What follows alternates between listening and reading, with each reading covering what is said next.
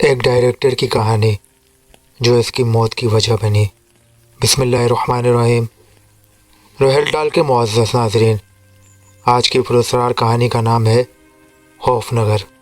Director Navami اپنے office میں بیٹھا سگریٹ کے لمبے لمبے کش لگا رہا تھا اور اس کے ساتھ ہی وہ کافی گہرائی میں جا کر سوچ بھی رہا تھا کہ اچانک آفس کے دروازے پر دستک ہوئی تو نومی نے اپنے خیالات کو دور کیا اور کہا، کون ہے؟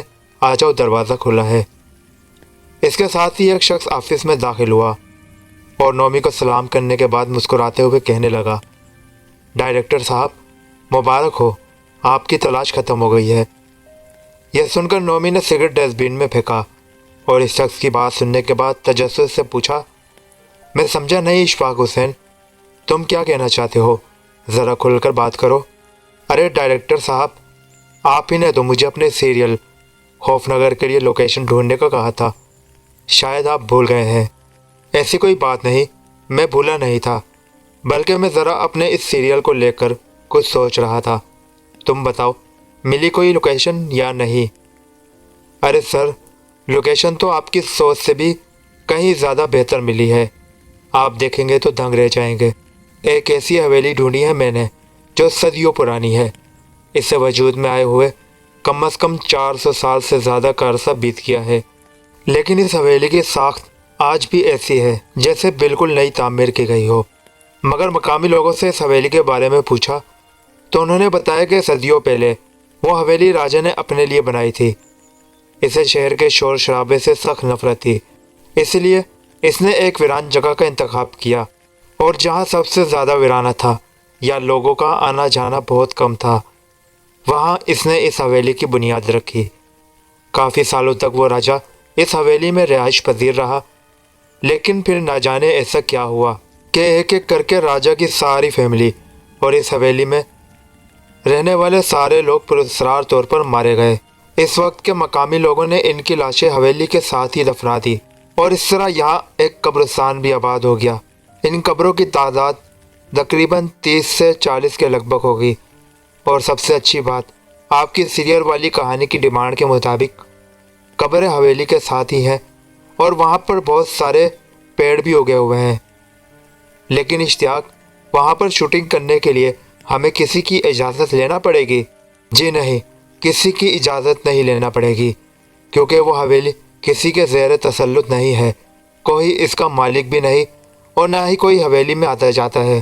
اس کے برعکس جب بھی میں نے حویلی کے اندر جا کر دیکھا تو مجھے ایسا لگا کہ ضرور کوئی نہ کوئی تو یہاں رہتا ہوگا، کیونکہ میں نے اتنے سالوں سے ویران پڑی اس حویلی میں کہیں کوڑا کرکٹ نہیں دیکھا۔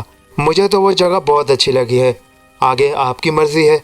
ٹھیک ہے اشفاق حسین، اگر تم ڈھونڈ آئے ہو تو مجھے کوئی اعتراض نہیں، ہم کل ہی ٹیم کے ساتھ وہاں روانہ ہو جائیں گے۔ تم ایسا کرو کہ ہمارے جانے سے قبل وہاں پر رہائش کی سیٹنگ کروا دو، تاکہ ایکٹرز اور باقی سٹاف کو کوئی پرابلم نہ آئے۔ ٹھیک ہے سر، جیسے آپ کا حکم، میں چلتا ہوں، اللہ حافظ۔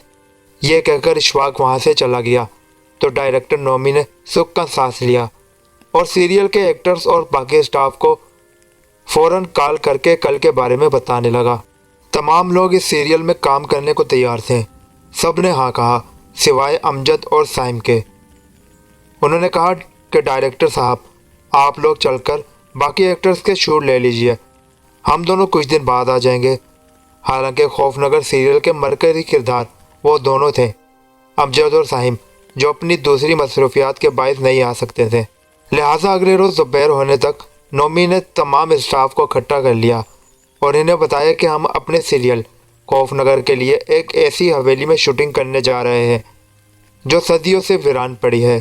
سب کو یہ سن کر حیرت ہوئی، لیکن جہاں وہ چل رہے تھے وہاں کسی کے دل میں انکار کی کوئی گنجائش ہو ہی نہیں سکتی تھی، سو اس لیے سارا اسٹاف اپنا ضروری سامان باندھے گاڑیوں میں جا بیٹھا اور یوں ہی اس حویلی کی جانب روانگی۔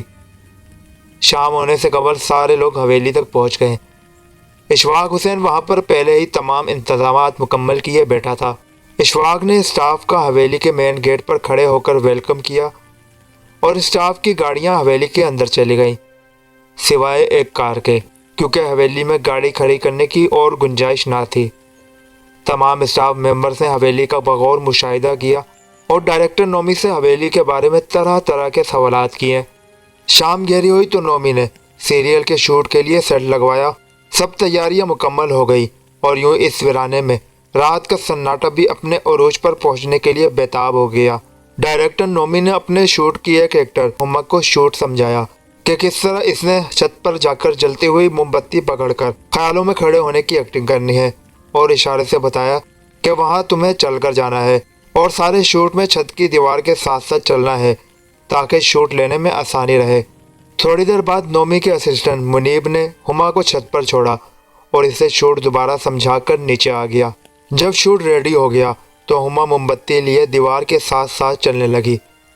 ابھی وہ چل کر تھوڑی ہی دور گئی تھی کہ اسے چھت پر ایک نہایت بری شکل صورت والی عورت دکھائی دی، جس کے بال بکھرے ہوئے تھے اور دانت منہ سے باہر نکل رہے تھے۔ وہ ہما کو اپنی طرف اشارہ کر کے بلانے لگی، آؤ آؤ میری طرف آؤ۔ وہ عورت ہما کے علاوہ کسی اور کو دکھائی نہیں دے رہی تھی۔ وہ عورت ہما کو بلا رہی تھی اور ہما بے اختیار ہو کر اس کی جانب چلتی جا رہی تھی۔ شوٹ مکمل ہونے پر نومی نے کٹ کا اشارہ دے دیا اور سارا اسٹاف اپنے اگلے شوٹ کی تیاری کرنے لگا، مگر ہما اس انجانی عورت کے اشاروں پر چل رہی تھی۔ تبھی وہ عورت چھت سے باغیچے میں ہوا کے زور پر کھڑے ہو کر اسے بلانے لگی اور ہما بے اختیار ہو کر دیوار پر چڑھ گئی۔ ابھی وہ دیوار پر چڑھی ہی تھی کہ کسی نے ڈائریکٹر نومی سے کہا کہ شوٹ تو ختم ہو گیا ہے، پھر یہ ہما دیوار پر کیوں چڑھ رہی ہے؟ نومی نے اور اس کے اسسٹنٹ منیب نے جب یہ دیکھا تو ہما کو آوازیں دینے لگے، ہما کیا کر رہی ہو؟ پیچھے ہو جاؤ، مت دیوار پر چڑھو۔ مگر ہما تو جیسے کسی کی آواز سن ہی نہیں رہی تھی۔ اس سے پہلے کہ وہ دیوار سے اس نہ دکھنے والی عورت کے کہنے پر چھلانگ لگاتی، منیب نے اسے جا کر پکڑ لیا اور دیوار سے نیچے اتار کر چلانے لگا، تم پاگل ہو گئی ہو ہما، یہ کیا کرنے جا رہی تھی تم؟ دیوار سے تم کیوں کود رہی تھی؟ بولو، اگر گر کر تم مر جاتی تو میں کیا جواب دیتا تمہارے گھر والوں کو؟ ہما نے ہوش سنبھالا تو کہا، منیب، یہاں پر ایک بوڑھی عورت کھڑی تھی، وہ مجھے اپنے پاس آنے کے لیے کہہ رہی تھی اور میں بے اختیار ہو کر اس کی جانب چل پڑی۔ منیب نے آس پاس دیکھا اور کہا، کہاں ہے وہ بوڑھی عورت؟ یہاں تو کوئی بھی نہیں ہے۔ منیب، میرا یقین کرو، وہ یہیں پر تھی۔ ہما، یہ تمہارا وہم ہوگا، اگر یہاں کوئی چیز ہوتی تو ضرور دکھائی دیتی ہمیں۔ اتنے میں باقی سب لوگ بھی ہما اور منیب کے پاس آ گئے۔ ڈائریکٹر نومی نے دریافت کیا کہ کیا ہوا ہما کو؟ تو منیب نے کہا، سر، ہما کہہ رہی ہے کہ اس نے یہاں کسی بوڑھی عورت کو دیکھا ہے جو اسے اپنے پاس بلا رہی تھی۔ ارے ہما، کیوں ایسی باتیں کر کے سب کو خوفزدہ کرنا چاہتی ہو؟ اگر یہاں ایسا کچھ ہوتا تو سب کو دکھائی دیتا۔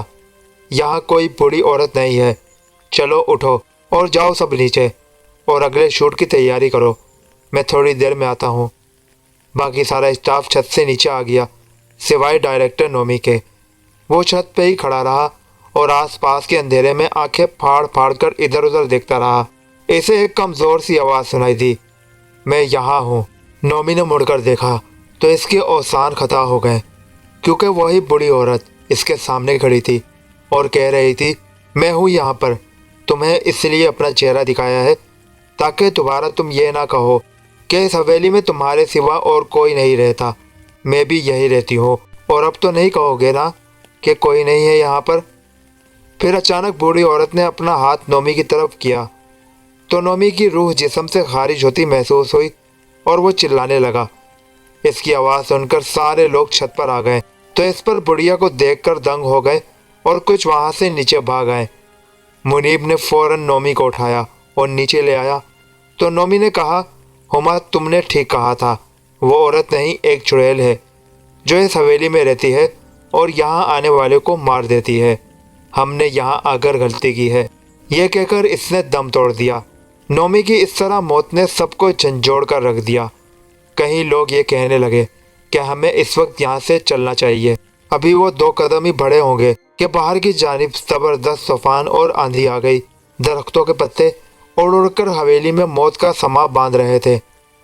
منیب نے کہا، سب کمروں میں چلے جاؤ، کوئی بھی باہر نہ جائے، بہت تیز طوفان ہے۔ وہ لوگ ڈائریکٹر نومی کی لاش بھی وہیں باہر چھوڑ کر اندر چلے گئے۔ ابھی تھوڑی ہی دیر گزری تھی کہ کسی کی چیخ سنائی دی۔ سب لوگ کمرے سے باہر آئے تو دیکھا کہ وہ لوگ مرے پڑے تھے اور وہاں سے ڈائریکٹر نومی کی لاش غائب ہو چکی تھی۔ جیسے ہی یہ لوگ انہیں دیکھنے باہر آئے تو کمرے میں موجود خوف سے کانپتی ہما کی آواز سنائی دی۔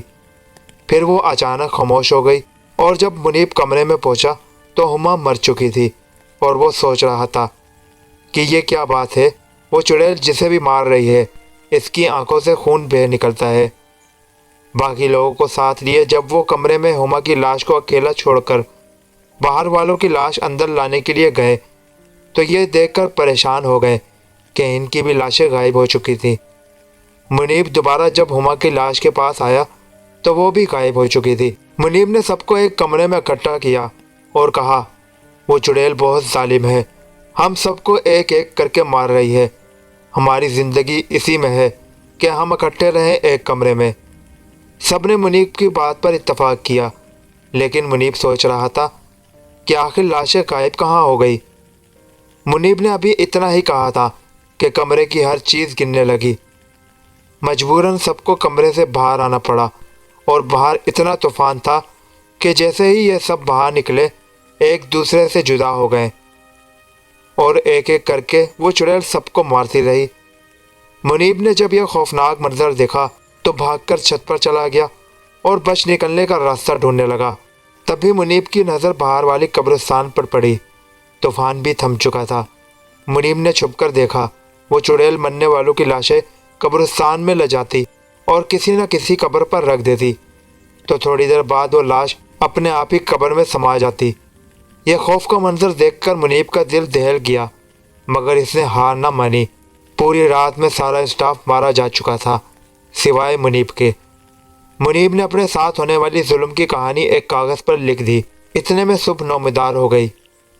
منیب کمرے سے نکلا اور باہر کھڑی اپنی گاڑی کی طرف بھاگا۔ گاڑی میں بیٹھ کر اس نے گاڑی سٹارٹ کی، لیکن گاڑی سٹارٹ نہ ہو سکی۔ تبھی اس کی نظر سامنے کھڑی وحشت پھیلاتی چڑیل پر پڑی۔ وہ پوری طرح سے منیب کو مارنے کے لیے تیار کھڑی تھی تو منیب نے گاڑی سے نکل کر قبرستان کی طرف بھاگنا چاہا، مگر منیب ٹھوکر لگنے پر گر گیا اور وہ چڑیل اس کے اوپر چھپٹ پڑی۔ اس نے اپنے تیز ناخنوں سے منیب کو چیر پھاڑ ڈالا۔ منیب کراتا ہوا وہیں پر زمین کے ذروں کی طرح قبرستان میں سما گیا اور یوں سارے اسٹاف کی موت ایک ہی رات میں ہو گئی اور کسی کو کچھ بھی علم نہ ہوا۔ دوسرے دن وعدے کے مطابق امجد اور سائم حویلی میں آ پہنچے۔ انہوں نے جب حویلی میں کسی کو نہ پایا تو پریشان ہو گئے۔ پھر سائم کی نظر منیب کے لکھے ہوئے کاغذ پر پڑی تو وہ کہنے لگا، اوہ میرے خدایا، وہ تو سب مارے گئے۔ لیکن اسی لمحے سائم نے کچھ سوچتے ہوئے پیچھے والے قبرستان کا رخ کیا اور وہاں پر قبریں کھودنا شروع کر دی۔ پہلی قبر سے اسے منیب کی لاش ملی، پھر ڈائریکٹر نومی کی، اور پھر ایک قبر سے بالوں کا گچھا ملا۔ سائم نے وہ بال جیسے ہی قبر کے اندر جلائے تو وہ چڑیل چیختی چلاتی وہاں پر آ گئی اور بالوں کے ساتھ ہی جل کر مر گئی۔ انجم نے سائم سے پوچھا کہ یہ کیا معاملہ ہے تو سائم نے کہا، ڈائریکٹر نومی کی کہانی جو سیریل والی تھی سچ ثابت ہوئی ہے۔ منیب نے اپنے ساتھ ہونے والا واقعہ لکھا۔ جب وہ میں نے پڑھا تو مجھے کہانی یاد آ گئی۔ اس کہانی کا اینڈ چڑیل کے بال جلانے سے ہی ہونا تھا۔ یہ پراسرار کہانی یہاں پر ختم ہوتی ہے۔ کیسی لگی کامنٹس میں ضرور بتائیے گا۔ کسی اور پراسرار کہانی کے ساتھ ملاقات ہوگی۔ اللہ حافظ۔ پاکستان زندہ باد۔